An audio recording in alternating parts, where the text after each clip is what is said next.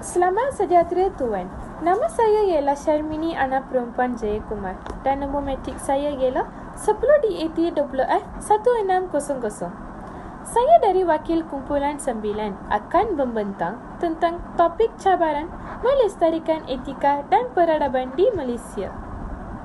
Maksud etika ialah prinsip moral atau nilai-nilai akhlak yang menjadi pegangan seseorang individu atau sesuatu kumpulan manusia.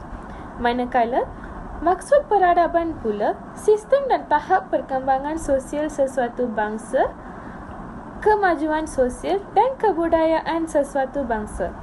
Kelestarian pula, menurut Fischer, peranan sistem nilai dan kepercayaan dalam mencapai kelestarian. Ramai yang bersetuju dan menerima bahawa acuan utama sistem nilai manusia adalah agama. Perubahan yang berlaku dalam masyarakat dan pembangunan ekonomi telah membawa cabaran dalam penghayatan etika dan peradaban di Malaysia.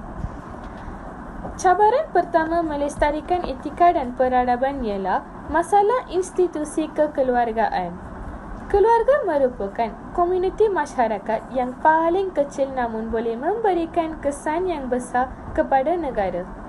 Ibu bapa adalah tunggak penting dalam sistem keluarga dan mempunyai peranan yang besar dalam membentuk individu dan komuniti sejahtera. Bukan itu sahaja, keretakan institusi kekeluargaan antara punca remaja memberontak dan mula terjerumus dalam menjejaskan kelestarian etika dan akhlak golongan generasi muda. Cabaran kedua melestarikan etika dan peradaban ialah pengabaian hak asasi manusia. Hak asasi manusia boleh didefinisikan sebagai asas atau tulang belakang kepada kewujudan manusia sehingga kini. Berdasarkan Kamus Dewan pula, hak asasi manusia mempunyai ciri universal yang merangkumi pelbagai aspek dalam kehidupan manusia. Contohnya ialah kebebasan agama, kebebasan bersuara dan kebebasan bergerak. Hai sekali, pandemik COVID-19 melandang Malaysia pada masa kini juga telah mewujudkan beberapa krisis hak asasi manusia. Risiko penyalahgunaan kuasa oleh pihak badan dalam mengisytiharkan daurat memberi impak terhadap golongan penduduk berpendapatan rendah disebabkan oleh sekatan hak bekerja yang akan menjejaskan pendapatan mereka sekaligus berlakunya penindasan terhadap hak masyarakat berpendapatan rendah oleh golongan masyarakat yang berpendapatan tinggi.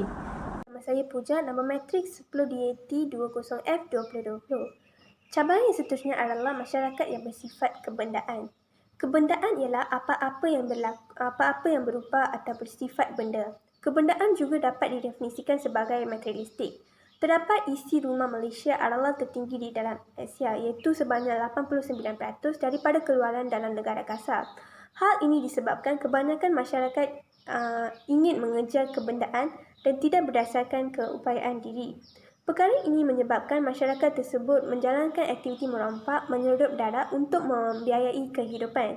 Selain daripada itu, golongan yang bekerja, terutamanya ibu bapa pada masa kini, amat mementingkan kebendaan kerana memikirkan taraf hidup yang tinggi. Mereka meletakkan kerja sebagai keutamaan mereka sehingga mengabaikan keperluan fizikal dan mental anak-anaknya. Ini menyebabkan anak-anaknya membawa kepada masalah kegagalan mengawal emosi seperti stres dan anxiety. Kesimpulannya, untuk mengelakkan perkara sebegini berlaku, ibu bapa perlulah menyusun jadual harian sebagai mereka dengan sistematik antara pekerjaan dan anak-anak supaya anak-anak tidak dibiarkan terabai tanpa kasih sayang secukupnya daripada ibu bapa mereka. Cabaran yang seterusnya adalah pengaruh media massa.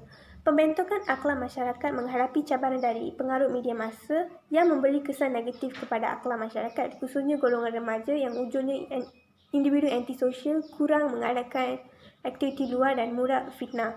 Selain daripada itu, ia juga memberi kesan negatif kepada masyarakat dan negara. Dari segi masyarakat, ia mengubah pemikiran dan kelakuan masyarakat serta masyarakat pengaruh oleh budaya barat atau kuning. Manakala kesan pada negara pula, Ia mencemarkan imej negara dan dapat mengugat perpaduan sebuah negara. Untuk mengatasi perkara ini, media massa haruslah berperanan bersama dengan pihak yang bertanggungjawab bagi membentuk, memupuk atau mempromosikan nilai-nilai akhlak yang mulia. Setiap paparan dengan rancangan yang disiarkan haruslah diambil kira kesannya kepada masyarakat, sama ada jangka masa panjang atau pendek dan tidak hanya mementingkan populariti semata-mata. Sekian, terima kasih. Salam sejahtera Tuan, nama saya ialah J.C. Kanisa dan nombor metrik saya ialah 10DAT-WF2039. Saya dari Wakil Kumpulan 9 akan membentang tentang topik cabaran kelestarian etika dan peradaban di Malaysia. Cabaran pertama, kepelbagaian rata kependudukan masyarakat di Malaysia. Malaysia merupakan salah satu sebuah negara yang mempunyai kepelbagaian agama, etik, keturunan, bahasa, kebudayaan dan adat bersam tersendiri. Selain itu, kemasukan etnik baru mempunyai latar belakang etika dan budaya yang berbeza apabila dibandingkan dengan masyarakat Melayu di Malaysia. Seterusnya, perkara ini telah mengakibatkan berlakunya kurang kesefahaman antara kumpulan etnik kerana di Malaysia terdapat banyak pendapatan pandangan sejarah mengenai etika dan peradaban daripada sejarawan-sejarawan sejak dahulu lagi.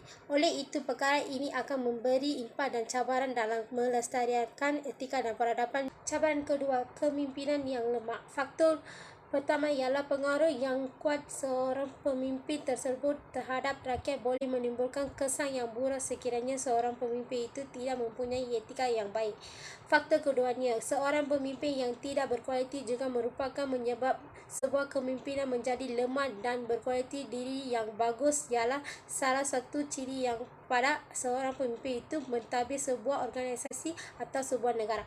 Faktor ketiga ialah sikap penting diri dalam seorang pemimpin akan menyebabkan ketidakharmonian dalam sesuatu tugasan dan boleh menyebabkan timbul rasa tidak puas hati dalam sebuah organisasi. Itu membuatkan sebuah pimpinan menjadi lemah. Kesimpulannya, kelestarian akan peradaban perlulah dititik beratkan agar tidak ditelan zaman. Cabaran-cabaran kelestarian etika dan peradaban haruslah diatasi sebaik mungkin. Hal ini kerana etika dan peradaban itu sememangnya telah dijaga sejak dahulu lagi harus dikekalkan. Etika dan peradaban itulah yang melambangkan identiti masyarakat kita Malaysia. Terima kasih.